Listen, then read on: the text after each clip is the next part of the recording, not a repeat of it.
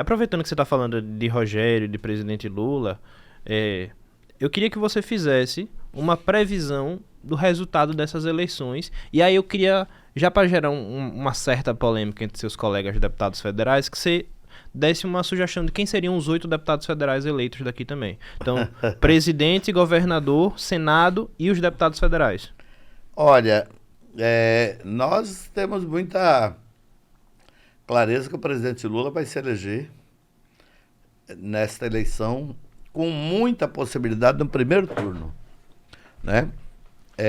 Você vê um dos piores estados do Brasil era o estado de São Paulo, e o presidente Lula lidera as pesquisas em São Paulo, lidera em Minas Gerais, né?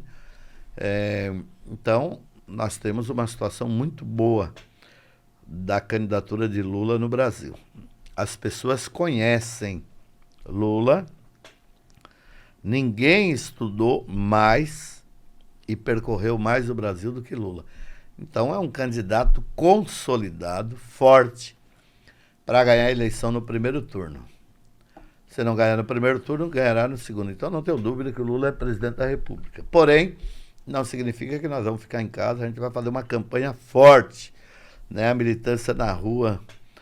Todos os setores democráticos têm a obrigação de ir à rua defender e lutar para que o Lula seja presidente. Lula não é candidato do PT, nem da esquerda. Lula é o candidato para retomar o Brasil para a democracia, para o respeito da nossa Constituição e para voltar a termos esperança e felicidade do nosso povo.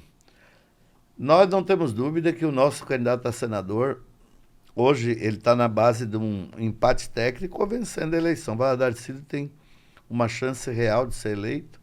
Eu acredito muito, por ele ser muito conhecido. Ele é o único candidato que disputou, o único não, mas é o principal candidato que disputou as últimas eleições, né? Governo do estado. Então é um nome muito conhecido. A gente vai com ele na feira, nos locais, as pessoas conhecem, tem uma boa impressão, é um jovem, e tem um histórico também do pai dele, que foi senador, foi governador, né? Então, Valadares Filho tem chance real de ser senador. Eu acho que ele vai ser o nosso senador sergipano, e acho que será um grande senador. A gente apoia Valadares Filho, né? E estou falando aqui sem nenhuma, né? Eu acho real a situação, possibilidade de ganhar. Rogério é como eu te falei, né? Ele é o candidato mais preparado, é senador atual, foi um grande secretário de saúde de Sergipe, foi deputado estadual, deputado federal, né? É um cara que participou da política nacional, né? Rogério conhece o Brasil, Sergipe detalhado. Eu até falava com a Ana Lúcia há poucos dias, né? Nossa grande companheira, deputada, ex-deputada e vice-presidente do PT. O Rogério tem a capacidade de parar e estudar, então ele estuda muito. Ele sabe a demanda real hoje de cada região, né? O número de desempregados, os problemas que Sergipe enfrentou, né? Por que Sergipe paralisou? Sergipe paralisou, né? Não tem assim uma culpa, a culpa é de Belivaldo. Há um projeto, uma paralisia nacional, e Sergipe não ousou, como Alagoas, como a Bahia. Então, ele tem determinação, capacidade e preparação para ser um grande governador. Eu não tenho dúvida que Rogério vencerá o governo do estado pela sua capacidade, sua força e conhecimento, né? Pelas condições que estão previstas, a boa aliança que foi feita, né? Nós trouxemos aí setores importantes como o MDB, o PSB, o Solidariedade e a Federação, a um grupo bom de partidos, né? Os 8 federais, você sabe, Will, e todos que nos acompanham, que a nova legislação ajudou muito para fortalecer os partidos. Mas, ao mesmo tempo, criou uma parecida com o Distritão, né? Sim. Deputado federal que está no mandato aliado do governo tem muita estrutura. Então, a gente fez uma pesquisa específica para saber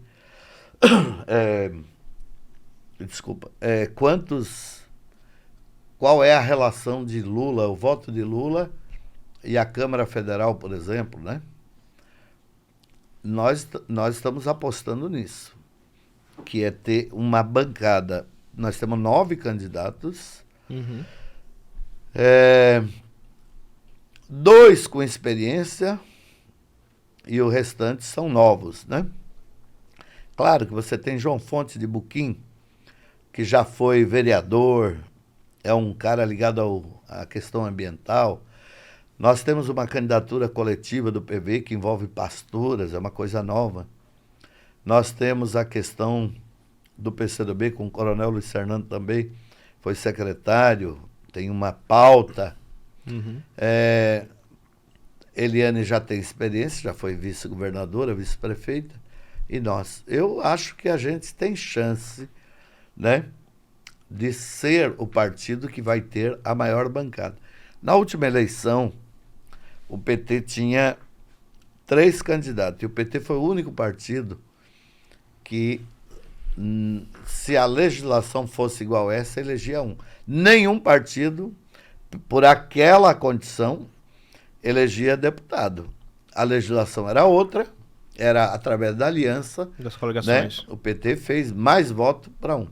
Então, eu aposto nisso, que nós vamos fazer um trabalho pensando na defesa do presidente Lula para ter uma bancada que a gente possa eleger mais do que um, mais do que 2, né?